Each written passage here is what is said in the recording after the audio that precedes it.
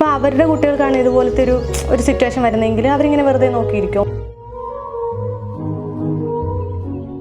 ഇനി എന്നെ പറ്റിയോ എൻ്റെ ഫാമിലിയെ പറ്റിയോ എൻ്റെ കുഞ്ഞിനെ പറ്റിയോ ആരെ പറ്റിയെങ്കിലും ബാഡ് കമൻറ്റ്സ് പറയുന്നവരുണ്ടെങ്കിൽ ഇങ്ങോട്ട് വാ, ഞാൻ വെച്ചിട്ടുണ്ട് എല്ലാത്തിനും, ശരിക്കും ഞാൻ തരും. നമസ്കാരം. ചേച്ചി ഒരിടയ്ക്ക് വീഡിയോ ഇട്ടപ്പം ഭയങ്കര പ്രോബ്ലംസ് എല്ലാം ആയിട്ടൊരു വീഡിയോ കുറേ പേര് റിയാക്റ്റും കാര്യങ്ങളൊക്കെ ചെയ്തിട്ടുണ്ടായിരുന്നു. മോളെ എന്തോ പറഞ്ഞെന്നും പറഞ്ഞ്. ശരിക്കും പറഞ്ഞാൽ അതൊരു വെർബലി അബ്യൂസാണ് അങ്ങനെ ചെയ്യുന്നത് തന്നെ. സോ അങ്ങനെ വന്നിട്ട് ചേച്ചിക്ക് കേസും കാര്യങ്ങളൊന്നും ഇല്ലായിരുന്നോ? കേസ് കൊടുത്തിട്ടുണ്ടായിരുന്നു. നമ്മൾ സൈബർ സെല്ലിലും പോലീസ് സ്റ്റേഷനിലും കേസ് കൊടുത്തിട്ടുണ്ടായിരുന്നു. അത് ഇപ്പോഴല്ല, കുറച്ച് നാൾ മുമ്പാണ്. അത് മോളുടെ ഒരു വീഡിയോയ്ക്ക് വന്നൊരു കമൻ്റായിരുന്നു. അപ്പം അതിൽ വളരെ മോശമായിട്ട്, അപ്പം പറയാൻ പറ്റത്തില്ല, അതുപോലെ മോശമായിട്ടായിരുന്നു ആ ഒരു കമൻറ്റ് വന്നേക്കുന്നത്. ശരിക്കും പറഞ്ഞാൽ എനിക്ക് ഒരുപാട് ബാഡ് കമൻറ്റ്സ് വരാറുണ്ട്, കളിയാക്കിയിട്ടൊക്കെ ഒരുപാട് പേര് കമൻറ്റ് ഇടാറുണ്ട്. പക്ഷെ ഞാനതൊന്നും ചില ടൈമിൽ നോക്കുമ്പോൾ വിഷമം വരും, റിയാക്റ്റും ചെയ്യാറുണ്ട്. പക്ഷെ കുട്ടികളെ പറയുമ്പോൾ അതൊരു വേറെ രീതിയാണ് നമ്മൾ വരുന്നത്, നമ്മളെ പറയുന്ന പോലെ അല്ലല്ലോ. ചിലർ ചോദിക്കും എന്തിനാ പിന്നെ കുട്ടികളുടെ വീഡിയോ ഇടുന്നതെന്ന്. അങ്ങനെ വെച്ച് നോക്കിയാൽ ഒരുപാട് കുട്ടികളുടെ വീഡിയോ ഇടുന്ന അക്കൗണ്ടുകളുണ്ട്, കുട്ടികൾ ആക്ട് ചെയ്യുന്ന അക്കൗണ്ടുകളുണ്ട്. എന്ന് വെച്ചാൽ നമ്മുടെ കുഞ്ഞുങ്ങളെ മാത്രം ഇങ്ങനെ പറയുമ്പോൾ നമുക്ക് ആ ഒരു ഫീൽ വരത്തില്ലേ. നമ്മുടെ മക്കൾക്ക് വേണ്ടിയിട്ട് നമ്മൾ പ്രതികരിച്ചില്ലെങ്കിൽ പിന്നെ വേറെ ആരും പ്രതികരിക്കാനാണ്. അങ്ങനെ പിന്നെ ഞങ്ങൾ സൈബർ സെല്ലിൽ കംപ്ലയിൻറ്റ് കൊടുത്തു, പോലീസ് സ്റ്റേഷനിൽ കംപ്ലയിൻ്റ് ഒക്കെ കൊടുത്തിട്ടുണ്ടായിരുന്നു. ചേച്ചി വീഡിയോസ് എല്ലാം ചെയ്തു തുടങ്ങുന്ന സമയത്തൊക്കെ ഇത്ര ഓർത്തിട്ടുണ്ടായിരുന്നു, ഇത്രയും കമൻസും സബ്സ്ക്രൈബേഴ്സും കാര്യങ്ങളൊക്കെ ഇട്ടൊന്ന് ഓർത്തിട്ടുണ്ടായിരുന്നു? അങ്ങനെ വെച്ച് കഴിഞ്ഞാൽ എനിക്ക് പണ്ട് ഭയങ്കര ഇഷ്ടമായിരുന്നു കുറച്ചും കൂടി ഫെയിമായിട്ട് നിൽക്കാനായിട്ട്. പണ്ട് ചെറിയ പ്രായത്തിലൊക്കെ ഭയങ്കര ആഗ്രഹമായിരുന്നു. പിന്നെ കല്യാണമൊക്കെ കഴിഞ്ഞപ്പം അതൊക്കെ അങ്ങ് മാറി. പക്ഷേ ഈ ടിക്ടോക്ക് വന്ന സമയത്ത് എനിക്കത് എൻ്റെ ആ പഴയ ആഗ്രഹം കുറച്ചും കൂടി തിരിച്ചു വന്നു. അപ്പോൾ അങ്ങനെ ഞാൻ കുറച്ച് ചെറിയ വീഡിയോസൊക്കെ ചെയ്താണ് വന്നത്. അപ്പോൾ ആ ഒരു ടൈമിൽ നമുക്ക് സ്റ്റാർട്ടിങ് അല്ലേ, നമുക്ക് അറിയത്തില്ല. പക്ഷേ ഇത്രയും ഇത് വരുമെന്നുള്ളത് സ്റ്റാർട്ടിങ്ങിൽ അറിയത്തില്ലായിരുന്നു. പിന്നെ നമ്മൾ എല്ലാവരും യൂഷ്വലി പറയുന്ന പോലെ തന്നെ ഭയങ്കരമായിട്ട് ഒരുപാട് പേര് തളർത്തിയിട്ടുണ്ട്, കളിയാക്കുകയൊക്കെ ചെയ്തിട്ടുണ്ട്. പക്ഷെ ആ ഒരു ടൈമിലൊക്കെ ഞാൻ പോട്ടപ്പില്ല് എന്ന് പറഞ്ഞ് വിട്ട് കളഞ്ഞു. അതുകൊണ്ടാണ് ഇപ്പോൾ ഇവിടെ ഇരുന്ന് എനിക്ക് സംസാരിക്കാൻ പറ്റിയത് തന്നെ. ഈ വീഡിയോയും കാര്യങ്ങളും ഒക്കെ എടുക്കാൻ തുടങ്ങിയപ്പം ഏറ്റവും കൂടുതൽ സപ്പോർട്ടീവ് ആയിരുന്ന ആരാണ് ഫാമിലിയിൽ? ഏറ്റവും കൂടുതൽ സപ്പോർട്ട് ഇവിടെ എൻ്റെ ഹസ്ബൻഡാണ്. പിന്നെ വീട്ടിൽ എൻ്റെ അമ്മയാണെങ്കിൽ എപ്പോഴും പറയും വീഡിയോ എടുക്കുക. ഒരു ദിവസം വീഡിയോ കണ്ടില്ലെങ്കിൽ പറയും എന്താ വീഡിയോ ചെയ്യാത്ത, വീഡിയോ ചെയ്തിട്, എന്തെങ്കിലും ആയിട്ടെങ്കിലും വീഡിയോ ചെയ്തിടുക എന്നും പറഞ്ഞ് അമ്മയാണ് കൂടുതലും എന്നെ പ്രോത്സാഹിപ്പിക്കുന്നത്. അതേപോലെ ഇവിടെ വരുമ്പം ഹസ്ബൻഡും അതേപോലെ തന്നെ ഒരുപാട് പേര് ഈ ഞാൻ വീഡിയോ ചെയ്യുന്ന ഒരൊറ്റ കാരണം കൊണ്ട് തന്നെ എൻ്റെ ഹസ്ബൻഡിനോട് ഒരുപാട് പേര് എന്നെക്കുറിച്ച് ഒരുപാട് മോശമായിട്ട് പറഞ്ഞു കൊടുത്തിട്ടുണ്ട്. വീഡിയോ ചെയ്യിപ്പിക്കരുത് എന്ന് വരെ പറഞ്ഞു കൊടുത്തിട്ടുണ്ട്. പക്ഷേ അങ്ങനെ ഒരാൾ കേൾക്കുമ്പോൾ ചിലപ്പം എൻ്റെ ഹസ്ബൻഡ് ഇനി വീഡിയോ ചെയ്യേണ്ടെന്ന് പറഞ്ഞിരുന്നെങ്കിൽ ഒരു പക്ഷേ ഞാൻ ഇപ്പോൾ ഇവിടെ ഇങ്ങനെ ഇരുന്ന് സംസാരിക്കാനുണ്ടാവുമെന്ന് തന്നെ എനിക്കറിയത്തില്ല. പക്ഷേ പുള്ളിക്കാരൻ എനിക്ക് ഭയങ്കര സപ്പോർട്ടായിരുന്നു. വീഡിയോ ചെയ്തോ, മാത്രമല്ല എന്തൊരു വീഡിയോ ചെയ്യാനായാലും ക്യാമറ ആയിട്ട് എൻ്റെ കൂടെ തന്നെ വരും, വീഡിയോ എടുത്തു തരും. 1, 2 അല്ല, ഒരു 10 ടേക്ക് പോയാലും ആൾക്ക് പ്രശ്നമില്ല. അതേപോലെ അത്രയ്ക്ക് സപ്പോർട്ടായിട്ടാണ് എൻ്റെ കൂടെ നിന്നത്. അപ്പം ആ ഒരൊറ്റ സപ്പോർട്ട് കൊണ്ട് തന്നെയാണ് ഞാനും ഇപ്പം ഇവിടം വരെ എത്തിയതും. പിന്നെ അന്ന് നെഗറ്റീവ് പറഞ്ഞതിൽ പകുതിയും പേര് ഇപ്പോൾ എന്നെ പോസിറ്റീവ് പറയുന്നുണ്ട്. കാര്യം എന്ന് വെച്ച് കഴിഞ്ഞാൽ ഞാൻ ഒരു ഫിനാൻഷ്യൽ ഇഷ്യൂ ഒക്കെ വരുമ്പോൾ എൻ്റെ കയ്യിലും കൂടി ക്യാഷ് എടുക്കാൻ ഉള്ളൊരു സാഹചര്യം ഇപ്പോൾ എനിക്കുണ്ട്. അപ്പോൾ അതുകൊണ്ട് ഒരുപാട് പേര് അത് മനസ്സിലാക്കിയിട്ട് ഇപ്പോൾ ഒരുപാട് പേര് പണ്ട് നെഗറ്റീവ് പറഞ്ഞതിൽ ഒരുപാട് പേര് ഇപ്പം പോസിറ്റീവായിട്ട് എന്നോട് പറയുന്നുണ്ട്, നല്ല രീതിയിൽ പറയുന്നുണ്ട്. ചേച്ചി ശരിക്കും ഈ റീൽസിന് വേണ്ടി തന്നെ ക്രിയേറ്റ് ചെയ്യുന്നതാണോ അങ്ങനെയുള്ള ഡ്രസ്സും കാര്യമൊക്കെ പ്രത്യേകം തയ്പ്പിക്കുന്നതാണോ അങ്ങനെ അതേപോലെ കറക്റ്റ് പാറ്റേൺ വരുന്നത്? അതെ, ചില ഡ്രസ്സെല്ലാം ഞാനത് സ്റ്റിച്ച് ചെയ്യിപ്പിക്കും. ഇവിടെ തന്നെ അതേ മോഡൽ കാണിച്ചിട്ട് അങ്ങനെ തന്നെ സ്റ്റിച്ച് ചെയ്യണമെന്ന് പറഞ്ഞിട്ട് തന്നെ ചെയ്യിപ്പിക്കുന്നതാണ്. ഈ പറയുന്ന കൊളാബറേഷൻ്റെ കാര്യം തന്നെ എടുക്കുകയാണെങ്കിൽ ഈ പറയുന്ന വ്ളോഗേഴ്സ് തന്നെ വന്നിട്ട് ഒരു ദിവസം ഒരു സൺസ്ക്രീൻ കാണിക്കും, പിന്നെ വന്നിട്ട് വേറെ ക്രീം കാണിക്കും. ഇങ്ങനെയാണ് ലിറ്ററലി അവർ കാണിച്ചുകൊണ്ടിരിക്കുന്നത്. അതൊക്കെ ശരിക്കും നിങ്ങൾ യൂസ് ചെയ്യുന്നുണ്ടോ, അത് നിങ്ങളിങ്ങനെ കാണിക്കാൻ വേണ്ടി മാത്രം യൂസ് ചെയ്യുന്നതല്ലേ? നമുക്കിപ്പോൾ കൊളാബ് വഴി ഒരുപാട് പ്രൊഡക്റ്റ് വരുന്നുണ്ട്. മറ്റുള്ളവരുടെ കാര്യം എങ്ങനെയാണെന്ന് എനിക്കറിയത്തില്ല.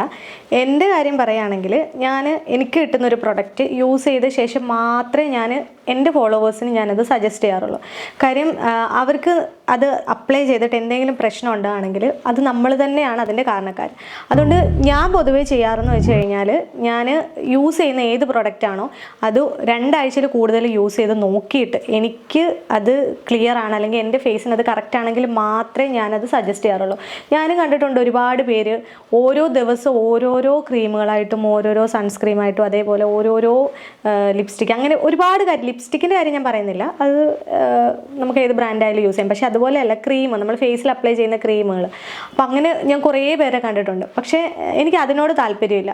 അപ്പം എനിക്കിപ്പോൾ ഞാനൊരു ക്രീമിൻ്റെ വീഡിയോ ചെയ്തതുകൊണ്ട് തന്നെ എനിക്ക് ഒരുപാട് ക്രീമുകൾ എനിക്ക് കൊളാബ് വന്നിട്ടുണ്ട്. പക്ഷെ ഞാൻ ഇതുവരെ അങ്ങനെ ചെയ്തു കൊടുത്തിട്ടില്ല. കാര്യം ഞാനിപ്പം ഇന്നൊരു ക്രീമിൻ്റെ പരസ്യം അല്ലെങ്കിൽ ഇന്നൊരു ക്രീമിൻ്റെ വീഡിയോ ഇട്ടിട്ടുണ്ടെങ്കിൽ നാളെ മറ്റൊരു ക്രീമിൻ്റെ വീഡിയോ ആണ് ഇടുന്നതെങ്കിൽ എൻ്റെ ഫോളോവേഴ്സ് എന്നോട് ഇങ്ങോട്ട് നേരെ ചോദിക്കും, 2 ദിവസം 2 ആണല്ലോ പറഞ്ഞത്, ഞങ്ങൾ ഇതിൽ ഏതാ വിശ്വസിക്കേണ്ടതെന്ന് ചോദിക്കും. അപ്പോൾ അവർ ചോദിക്കുന്നത് ന്യായമായിട്ടുള്ള ചോദ്യമാണ്. അപ്പോൾ ആ ഒരു ചോദ്യം എന്നിലേക്ക് വരുന്നത് എനിക്കിഷ്ടമല്ല. അതുകൊണ്ട് തന്നെ ഞാൻ യൂസ് ചെയ്ത് നോക്കിയിട്ട് എനിക്ക് സ്യൂട്ടബിൾ ആയിട്ടുള്ള പ്രൊഡക്റ്റ് മാത്രമേ ഞാൻ എൻ്റെ ഫോളോവേഴ്സിന് ഇന്ന് വരെ സജസ്റ്റ് ചെയ്തിട്ടുള്ളൂ. ഈ വീഡിയോ ചെയ്യുന്ന സമയത്ത് തന്നെ നമ്മുടെ കൂടെ നിൽക്കുന്ന ആൾക്കാരുണ്ടല്ലോ, പിന്നീന്ന് കുത്തുന്ന ആൾക്കാർ. സോ അങ്ങനെ കുത്തിയിട്ട് വീഡിയോ ഒക്കെ ഇട്ട് ഇപ്പം വരുമാനമൊക്കെ കിട്ടുന്നുണ്ട്, മന്ത്ലി യൂട്യൂബിൽ നിന്ന് തന്നെ നല്ലൊരു വരുമാനം കിട്ടുന്നുണ്ട്. അതൊക്കെ ആയിക്കഴിഞ്ഞാൽ അവരും കൂടെ ഫെയിം ആവാൻ വന്നിട്ടുള്ള ആൾക്കാരൊക്കെ ഉണ്ടോ? അങ്ങനെയില്ല, എനിക്ക് ഒരു അനുഭവം ഉണ്ടായിട്ടുണ്ട്. കാര്യം എന്താണെന്ന് വെച്ച് കഴിഞ്ഞാൽ എൻ്റെ കേക്ക് വന്ന് പറയാം, നല്ല രസമുണ്ട് വീഡിയോ എടുക്കുന്നത്, നല്ല ഭംഗിയാണ് വീഡിയോ എടുക്കുന്നത് കാണാനായിട്ട്, ഇനിയും വീഡിയോ എടുക്കണം എന്നൊക്കെ അഭിപ്രായം പറഞ്ഞിട്ട് നേരെ അപ്പുറത്ത് പോയിട്ട് അവൾ എന്തോ കാണിക്കുക, എന്തോ കിടന്ന് കാണിക്കുക, ഇതൊക്കെ എന്തുവാ എന്ന് ചോദിച്ചത് ഞാൻ അറിഞ്ഞ കാര്യങ്ങളുണ്ട്. അതെൻ്റെ നാട്ടിൽ ഉള്ള ആൾക്കാരൊക്കെ തന്നെയാണ്.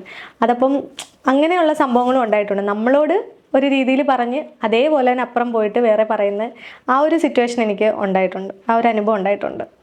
ചേച്ചി ഒരിടയ്ക്ക് ഒരു വ്ലോഗ് ഇട്ടിട്ടുണ്ടായിരുന്നല്ലോ, സാരി കൊണ്ട് കൊടുത്ത് പൈസ ആക്കുന്ന ഒരിത്. അതിനെതിരെ എന്തോ ബാഡായിട്ട് ചേച്ചി തന്നെ വീഡിയോ ചെയ്തിട്ടുണ്ടായിരുന്നല്ലോ. അത് ആ ഒരു ടൈമിൽ ഭയങ്കരമായിട്ട് റീച്ചായിട്ട് എല്ലാവരും പോയിക്കൊണ്ടിരുന്ന ഒരു വീഡിയോ ആയിരുന്നു.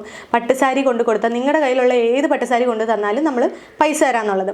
അപ്പോൾ അങ്ങനെ ഞങ്ങൾ എൻ്റെ കയ്യിലിരുന്ന പട്ടുസാരി അപ്പോൾ ഈ ഭാഗത്തൊന്നും ഇല്ലായിരുന്നു. അപ്പോൾ അതുകൊണ്ട് ഞങ്ങൾ എറണാകുളത്ത് പോയി അവിടെ ചെന്ന് നോക്കിയപ്പോഴത്തേക്ക് അവരത് ഉരച്ച് നോക്കിയിട്ട് പറഞ്ഞു ഇതിന് പൈസ തരത്തില്ല എന്ന് പറഞ്ഞു. അത് ഞങ്ങൾ ആ ചെന്ന ടൈമിൽ തന്നെ കുറേ അധികം ആൾക്കാരുണ്ടായിരുന്നു അവിടെ. അവർക്കെല്ലാം ഇതേ സെയിം കാര്യം അവരോടും പറഞ്ഞത്, ഇത് ഉരച്ച് നോക്കിയിട്ട് തരത്തില്ല. അപ്പോൾ വന്നവരെല്ലാം ചോദിക്കുന്നുണ്ട്, പിന്നെ നിങ്ങൾ എന്തിനാ പറയുന്നത്, നിങ്ങളുടെ കയ്യിലുള്ള ഏത് പട്ടുസാരി കൊണ്ടുവന്നാലും ഞങ്ങൾ അതിന് പൈസ തരാമെന്ന് അങ്ങനെ പറയരുത്. അല്ലെങ്കിൽ ഇന്ന രീതിയിലുള്ള അല്ലെങ്കിൽ ഈ ഒരു രീതിയിലുള്ള നൂലുകളുള്ള അല്ലെങ്കിൽ ഇത്രയും പ്രൈസ് കൂടുതലുള്ള സാരികൾ കൊണ്ടുവന്നാൽ മാത്രമേ നമുക്ക് പൈസ തരത്തുള്ളൂ എന്ന് എന്തുകൊണ്ട് വീഡിയോയിൽ ഡീറ്റെയിൽസ് ആയിട്ട് പറയുന്നില്ല. ഇവരങ്ങനെ പറയാത്തത് കൊണ്ടാണ്. അവർ എല്ലാ വീഡിയോയിലും പറയുന്നതെന്ന് വെച്ച് കഴിഞ്ഞാൽ ഒരുപക്ഷെ കൊളാബ് ചെയ്യുന്നതായിരിക്കാം വീഡിയോ, പക്ഷേ എല്ലാവരും പറയുന്നതെന്ന് വെച്ച് കഴിഞ്ഞാൽ എന്ത് സാരി നിങ്ങളുടെ കയ്യിലുള്ള ഏത് പട്ടുസാരി കൊണ്ടുവന്നാലും പൈസ തരാമെന്നാണ് പറഞ്ഞത്. നമ്മളുടെ കയ്യിൽ ഏറ്റവും കോസ്റ്റ്ലി ആയിട്ടുള്ള പട്ടുസാരിയും കൊണ്ടാണ് ഞങ്ങൾ അന്ന് പോയത്. അപ്പോൾ അതിന് പൈസ തരാഞ്ഞപ്പോഴത്തേക്ക് അതൊരു സത്യസന്ധമായിട്ടുള്ള കാര്യം ഞങ്ങളത് നമ്മുടെ ഫോളോവേഴ്സിനോട് അത് പറഞ്ഞു. കാര്യം എന്ന് പറഞ്ഞു കഴിഞ്ഞാൽ ഏത് സാരി കൊണ്ട് പോയാലും അവർ പൈസ തരത്തില്ല. അവർ ഉരച്ച് നോക്കി അവർ കുറച്ച് നിബന്ധനകളൊക്കെ വെച്ചിട്ടുണ്ട്. ഇന്ന സാരികൾക്ക് മാത്രമേ പൈസ കൊടുക്കത്തുള്ളൂ, അങ്ങനെയുള്ള സാരികൾക്ക് മാത്രമേ അവർ പൈസ കൊടുക്കത്തുള്ളൂ. അപ്പോൾ ഒരുപാട് പേര് അതിൽ പറ്റിക്കപ്പെട്ടിട്ടുണ്ട്. കുറേ ദൂരത്തു നിന്നൊക്കെ ആൾക്കാർ വന്നിട്ട് സാരിയായിട്ട് വന്നിട്ട് വെറുതെ വണ്ടിക്കൂലിയും മുടക്കി വന്നിട്ട് തിരിച്ചു പോയവരെ വരെ ഞങ്ങൾ അന്ന് അവിടെ വെച്ച് കണ്ടിട്ടുണ്ടായിരുന്നു. അപ്പോൾ അവരൊക്കെ അന്ന് അവിടെ വഴക്കുവിട്ടിട്ടാണ് പോയത്. അപ്പോൾ ആ ഒരു ഇതിലാണ് ഞങ്ങൾ അന്ന് വീഡിയോ എടുത്തത്. എല്ലാ കമ്പനികളും ചെയ്യുന്നത് ശരിയാണ്, അവർക്ക് കൊളാബ് ഒക്കെ ചെയ്യുന്നത് നല്ലതാണ്. പക്ഷേ നല്ല രീതിയിൽ വ്യക്തമായിട്ട് ഉള്ള കാര്യങ്ങൾ മാത്രം പറഞ്ഞിട്ട് കസ്റ്റമേഴ്സിനെ അവർ സ്വീകരിക്കുക, അല്ലാതെ കള്ളത്തരം പറഞ്ഞിട്ട് നമ്മൾ ആൾക്കാരെ എത്തിക്കുക എന്നുള്ളത് അതൊരു മോശമായിട്ടുള്ള കാര്യമായിട്ടാണ് എൻ്റെ അഭിപ്രായത്തിൽ എനിക്ക് തോന്നിയത്. അതുകൊണ്ട് തന്നെയാണ് ഞാൻ അതിനായിട്ട് പ്രതികരിച്ചതും. ചേച്ചി ഒരു റീല് ചെയ്തിട്ടുണ്ടായിരുന്നില്ലേ, തെങ്കാശി പട്ടണത്തിലെ ഒരു പാട്ടിൻ്റെ റീല്. സോ അതിന് കുറേ ആൾക്കാർ നാട്ടുകാരൊക്കെ പുറകിൽ ഇത് നിൽപ്പുണ്ടായിരുന്നല്ലോ, അതുപോലെ സീനറി ഒക്കെ ആയിട്ട്. സോ അവരൊക്കെ സപ്പോർട്ടഡ് ആണോ ഇങ്ങനെ വീഡിയോ ഒക്കെ ചെയ്യുമ്പോൾ തന്നെ? കുറേ പേര് സപ്പോർട്ടാണ് കേട്ടോ. ഞാൻ അന്ന് അങ്ങനെ ഒരു വീഡിയോ എടുത്ത് നമ്മുടെ അമ്പലത്തിൽ സപ്താഹം നടക്കുന്ന സമയത്തായിരുന്നു. അപ്പോൾ ഞാനിങ്ങനെ വെറുതെ ഇങ്ങനെ മൈൻഡിൽ തോന്നിയത് ആ ഒരു വീഡിയോ ചെയ്താലോ എന്ന്. അപ്പോൾ ഇവിടെ നമ്മുടെ കുറച്ച് അച്ഛന്മാരൊക്കെ ഉണ്ട്, റോഡിൽ എപ്പോഴും ഇരിക്കുന്നതാണ്. അങ്ങനെ വെറുതെ പോയി ചോദിച്ചതാ ഒന്ന് വീഡിയോയ്ക്ക് നിൽക്കുമോ എന്ന്. അപ്പോൾ എല്ലാവരും ഓക്കെ പറഞ്ഞു. പക്ഷെ അത് നല്ല രീതിയിൽ റീച്ച് ആയിട്ടുണ്ടായിരുന്നു കേട്ടോ. ഇപ്പോഴും എനിക്ക് ഒരുപാട് പേര് അത് ഷെയർ ചെയ്ത് തരാറുണ്ട് ആ വീഡിയോ. ചേച്ചി എന്തായിരുന്നു പഠിച്ചതും കാര്യമൊക്കെ? ജോബായിരുന്നു അപ്പോൾ നേരത്തെ ചെയ്തുകൊണ്ടിരുന്നത്? ഞാനാണെങ്കിൽ കല്യാണത്തിന് മുമ്പ് കുറച്ചധികം സ്ഥലങ്ങളിൽ വർക്ക് ചെയ്തിട്ടുണ്ട്. ഫസ്റ്റ് ഞാൻ ആ ഒരു ടൈമിൽ നമുക്ക് വീട്ടിൽ കുറച്ച് ബുദ്ധിമുട്ടൊക്കെ ഉള്ള ടൈമായിരുന്നു. അപ്പോൾ അതുകൊണ്ട് ഞാൻ പഠിത്തം കഴിഞ്ഞിട്ട് നേരെ ജോലിക്ക് വേണ്ടിയിട്ട് ഇറങ്ങുമായിരുന്നു. ആ ഫസ്റ്റ് ഞാൻ നിന്നിട്ടുണ്ടായിരുന്നതും സ്വയംവര സിൽക്സ് എന്ന് പറഞ്ഞിട്ടുള്ളൊരു ഷോപ്പ് ഉണ്ടായിരുന്നു. അപ്പോൾ അവിടെയാണ് വർക്ക് ചെയ്തിട്ടുണ്ടായിരുന്നത്. അതിനുശേഷം പിന്നെ ഞാൻ ലുലുവിലേക്ക് വന്നു. അവിടെ ഐസ് സ്കേറ്റിംഗ് എന്ന് പറഞ്ഞിട്ടുള്ളൊരു ഗെയിമായിരുന്നു, സ്കേറ്റിംഗ് ആയിരുന്നു. അപ്പോൾ വരുന്നവരെ സ്കേറ്റിംഗ് പഠിപ്പിക്കണം, ട്രെയിൻ ചെയ്യിപ്പിക്കണം, അങ്ങനെയൊക്കെയുള്ളൊരു ജോബായിരുന്നു. അപ്പോൾ അതിലായിരുന്നു വർക്ക് ചെയ്തുകൊണ്ടിരുന്നത്. പിന്നെ അത് കഴിഞ്ഞ് കല്യാണത്തിന് 6 മാസം മുമ്പ് ജോബൊക്കെ റിസൈൻ ചെയ്തു. അങ്ങനെ പിന്നെ കല്യാണം അറേഞ്ച്ഡ് മാരേജ് ആയിരുന്നു, പിന്നെ ഇവിടെ വരെ എത്തി. ഇപ്പം കുട്ടിക്കായാലും അവാർഡും കാര്യമൊക്കെ കിട്ടിയിട്ടുണ്ടായിരുന്നല്ലോ, ശരിക്കും അത് എന്തിൻ്റെ ആയിരുന്നു? അതാണെങ്കിൽ ഞങ്ങളൊരു ഷോർട്ട് ഫിലിം ചെയ്തിട്ടുണ്ടായിരുന്നു. ചെമ്പകം എന്നായിരുന്നു ആ ഷോർട്ട് ഫിലിമിൻ്റെ പേര്. ഞാനും മോളും കൂടെ ആയിരുന്നു ചെയ്തിട്ടുണ്ടായിരുന്നത്. എൻ്റെ മോളായിട്ട് തന്നെയാണ് അവൾ അതിനകത്ത് ആക്ട് ചെയ്തത്. അപ്പോൾ അതിനകത്ത് അവൾക്ക് മികച്ച ബാലതാരത്തിനുള്ളൊരു അവാർഡ് കിട്ടിയിട്ടുണ്ടായിരുന്നു. അത് വലിയൊരു സന്തോഷമായിരുന്നു കേട്ടോ. ചേച്ചിയുടെ ഫ്യൂച്ചർ പ്ലാൻസ് എന്താ? ഇങ്ങനെ വീഡിയോസും കാര്യം ചെയ്താൽ ഇൻഫ്ലുവൻസറായിട്ട് പോകാനാണോ അതോ? വീഡിയോ ഒക്കെ ഇനി കുറച്ചും കൂടി നല്ല രീതിയിൽ കണ്ടൻ്റ് ആയിട്ടുള്ള വീഡിയോസൊക്കെ ചെയ്യണം. അതേപോലെ തന്നെ ഇപ്പോൾ ഷോപ്പ് തുടങ്ങിയിട്ടുണ്ട്, അതുമായിട്ട് മുന്നോട്ട് പോകണം. പിന്നെ എനിക്ക് ഉള്ളൊരു ആഗ്രഹം എന്താണെന്ന് വെച്ച് കഴിഞ്ഞാൽ എൻ്റെ അമ്മയുടെ കാര്യത്തിലാണ് എനിക്ക് ഭയങ്കരമായിട്ടൊരു ആഗ്രഹമുള്ളത്. വേറൊന്നുമല്ല, ഞങ്ങളൊരു ഏകദേശം പ്രായമായപ്പോൾ മുതൽ എൻ്റെ അമ്മ ഭയങ്കരമായിട്ട് കഷ്ടപ്പെടാൻ തുടങ്ങിയതാണ്. ഫസ്റ്റ് ടൈമിൽ അമ്മ ഗൾഫിലായിരുന്നു. എൻ്റെ എൻഗേജ്മെൻറ്റിനോ കാര്യത്തിനൊന്നും അമ്മയ്ക്ക് വരാനോ ഒന്നും പറ്റിയിട്ടുണ്ടായിരുന്നില്ല. പിന്നെ ഈ കൊറോണ ആ ഒരു ടൈമൊക്കെ ആയപ്പോഴാണ് അമ്മ വന്നത്. അപ്പോൾ അന്ന് മുതലേ അമ്മ വർക്ക് ചെയ്യുവാണ്, ഇപ്പോഴും അമ്മ വർക്ക് ചെയ്തുകൊണ്ടിരിക്കുകയാണ്. അപ്പം എൻ്റെ ഏറ്റവും വലിയ ആഗ്രഹം ഇനി അമ്മ ഇങ്ങനെ കഷ്ടപ്പെടുത്താതെ അമ്മയെ കുറച്ച് നാൾ വീട്ടിൽ നല്ല പോലെ പൊന്നുപോലെ നോക്കണമെന്നുള്ളത് ഭയങ്കര ഒരു ആഗ്രഹമാണ്. അതേപോലെ എൻ്റെ അച്ഛനും അച്ഛൻ്റെ കാര്യം പറഞ്ഞാലും ഓർമ്മ വെച്ച നാൾ മുതൽ എൻ്റെ അച്ഛന് ഒരുപാട് കഷ്ടപ്പെട്ടിട്ടുണ്ട്. ഒരുപാട് കഷ്ടപ്പെട്ടെന്ന് പറഞ്ഞു കഴിഞ്ഞാൽ അച്ഛന് പന്തലിൻ്റെ പണിയാണ്. ഇപ്പോഴും അച്ഛന് കുറച്ച് സുഖമില്ലാത്തൊരു വ്യക്തിയാണ്. കാര്യം എന്ന് വെച്ച് കഴിഞ്ഞാൽ എൻ്റെയൊക്കെ ചെറുപ്പത്തിൽ അച്ഛനൊരു ആസിഡിൻ്റെ എന്തോ ഒരു ഇഷ്യൂ ഉണ്ടായിട്ടുണ്ടായിരുന്നു കാലിൽ. അപ്പോൾ അത് ഇപ്പോഴും അച്ഛന് ഭയങ്കര പ്രശ്നമാണ്, കാല് വേദനയും കാര്യങ്ങളും ഒക്കെയാണ്. എന്നിട്ടും ഇപ്പോഴും അച്ഛൻ എന്നും പണിക്ക് പോവുകയും അതേപോലെ അത് പറയുമ്പോൾ എനിക്ക് വല്ലാത്തൊരു വിഷമം വരും. പക്ഷെ എനിക്ക് എൻ്റെ ഏറ്റവും വലിയൊരു ആഗ്രഹം ഇവരെ രണ്ടുപേരെയും ഇനി ജോലിക്കൊന്നും വിടാതെ വീട്ടിൽ തന്നെ നിർത്തണം, അവരെ സന്തോഷം കാണണമെന്നുള്ളതാണ് എൻ്റെ ഏറ്റവും വലിയൊരു സ്വപ്നം എന്ന് പറഞ്ഞു കഴിഞ്ഞാൽ. പറഞ്ഞു പൂർത്തിയാക്കാൻ പറ്റത്തില്ല. എനിക്ക് അവർക്ക് വേണ്ടിയിട്ട് അങ്ങനെ ചെയ്യണമെന്നാണ് ഏറ്റവും വലിയ ആഗ്രഹം എൻ്റെ ലൈഫിൽ. ചേച്ചിയുടെ കണ്ണ് കണ്ടിട്ട് കാവ്യയുടെ കണ്ണ അങ്ങനെ പറഞ്ഞ് കമന്റ്സും കാര്യങ്ങളൊക്കെ വന്നിട്ടില്ലായിരുന്നു? അങ്ങനെ വന്നിട്ടുണ്ട്. കൂടുതലും കമന്റ് അതാ വന്നേക്കുന്നത്, കാവ്യമാധവനെ പോലെ ഉണ്ടെന്നും പറഞ്ഞിട്ടാ കൂടുതൽ കമന്റ് വന്നേക്കുന്നത്.